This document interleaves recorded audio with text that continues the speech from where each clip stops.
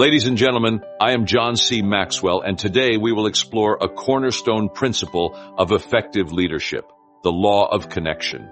Throughout my journey, I have found that true leadership extends beyond strategies and directives. It is rooted in the ability to connect deeply and authentically with people. The law of connection states that leaders touch a heart before they ask for a hand.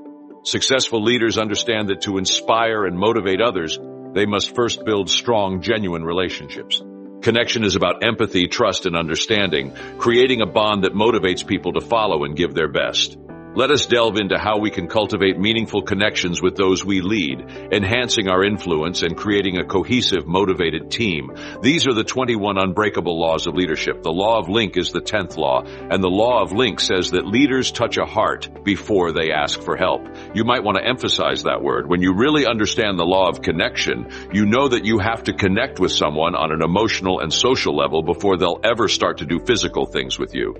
Before you ask for their hand, you need to get close to them. A lot of leaders find this law hard to follow because they like to take action. Leaders often don't want to mess with people's relationships. They don't want to mess with the link. They just pick you up and say, "Look, I'm going somewhere. Go with me." And I call it homework and preparation for relationships that they don't want to do. But let me tell you one thing. I believe that connection is a big part of leadership. This is how I'd say it. If people can't get along with you, they won't go with you. You don't want to go on vacation with someone you don't like. You don't want to go on a long trip with someone you don't get along with. We all know what it's like to work with someone you don't get along with. The good news is that you can work with them. You don't want to go on vacation with them, which is bad news. Isn't that true? How many of you don't want to go on a long trip with someone? Yes, of course. What number of you are sitting next to that person right now? Don't put out your hand. When I ask you that second question, it's always an IQ test. Do not raise your hand. It's something we all know. We've all had to work with people we don't like. It's just not right for them to be together. Now listen to what I say. Leaders know that they need to connect with someone on a deeper level first. Let me go back to when I was studying the law of influence for a moment. The second level in the laws of influence or leadership was the authority level. In other words, people hang out with you since they like you. That means you need to start being liked. Starts with the way you look. With your face. Don't you sometimes just look at people and say, "I don't want to meet them"? Not yet. Have you been on an elevator?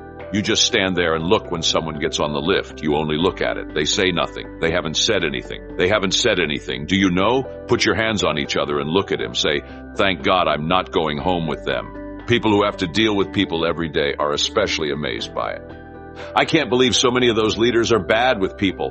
I want to tell them, man, you don't have a chance at this. No matter how good you are at leading, people will never be able to connect with you. You have nothing to do with them. What?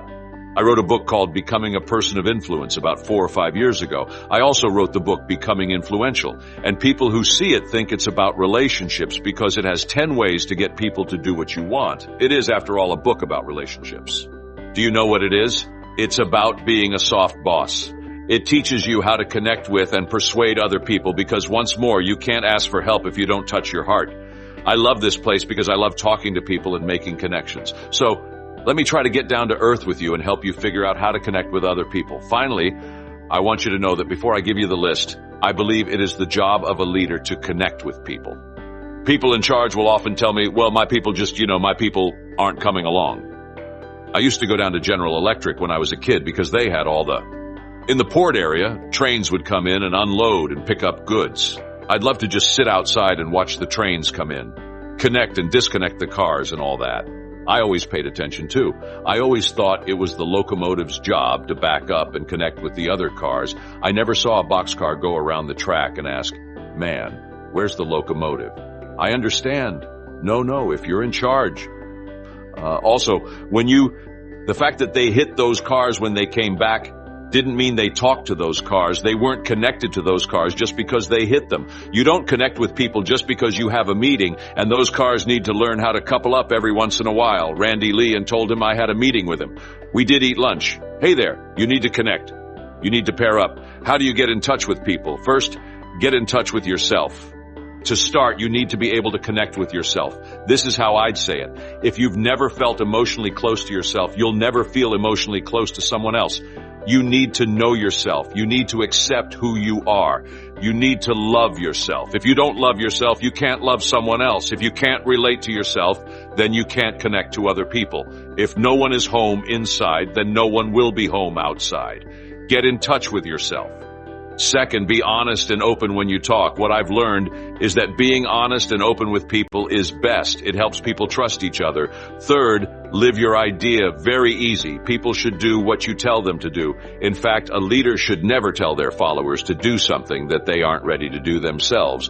Don't forget that you should be a tour guide and not a ticket agent. Send no one. Take people. Spread your word. Give it some body. They should be able to see and hear what you say. Also, let me say something. It should be the same to hear your words and see your life, and it's amazing what you can do to lead and grow people when what you say and what you do match. Fourth, get to know the people you work with. Very easy. Before you can lead people, you need to know them. You need to know what makes their life work. You need to know what their skills and weaknesses are. You need to spend. You can only get to know your friends if you spend time with them. Those in charge walk slowly through the crowd because of this. How many years ago was it? Going around and managing things, boy, that got big. Not all over America. It's just a trick, though. This is a great idea. It still is. Move slowly through the crowd. Spend time with the people you care about. Learn about them, get to know them, and know what makes them strong and weak. As a boss, I'd like to ask you right now, what are the most important things about the people you lead? What do they do well? What do their flaws look like? What do they do well? What do they like? What do they believe? And what do they not believe? What do they believe in? What would you say if I asked you those kinds of questions? Would you be able to answer them, or would I just give you ideas about your people? People in charge know that they can't lead everyone the same way. Of course, everyone has their own skills, gifts, wants, and goals. And good leaders know that getting to know people well is the only way to lead them well. Know your people. Fifth, talk to them on their level. Talk to them on their level. Get down to where they are. Try to picture what they're thinking. I have a phrase that means put the cookies on the lower shelf. Everyone should get one. Don't work as a teacher. A teacher takes something easy and makes it difficult. Learn to talk to people. Simple something that is hard to understand. Bring it down to their level so they can understand and grasp it. Number 6, give the people of the word your whole self. Don't hold back from giving yourself to either your goal or your people. Don't be a leader who only cares about the goal. A leader who only cares about the goal and not the people will only have their own vision. Don't be someone who only believes in the people around them, not the goal. You have great ties, which is good, but you're not going anywhere. Believe in the people and the mission. Both are very important. 7th, have full faith in the people and the word. Have full faith in the message and the goal for the people. I love this, and I believe it is true. Really great when people trust the leader, but it's even better when the leader trusts the people. Believe in the people you're in charge of.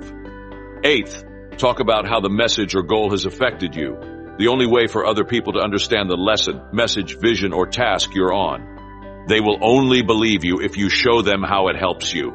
Here are the changes I'm making to my life to make this idea come true. Never ask someone to let something good happen to them until you've shown them how it has helped you. And finally, number 9, give people hope and direction. Help them out and give them hope and direction. Also, keep in mind that leaders sell hope. Someone asks you, what are you saying?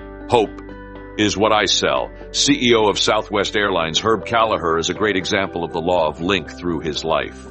It was in USA Today a few years ago, I think. I read these words, and I want you to see them because they show a basic law of relationship. Thanks, Herb. People who worked for him on Boss's Day paid for this.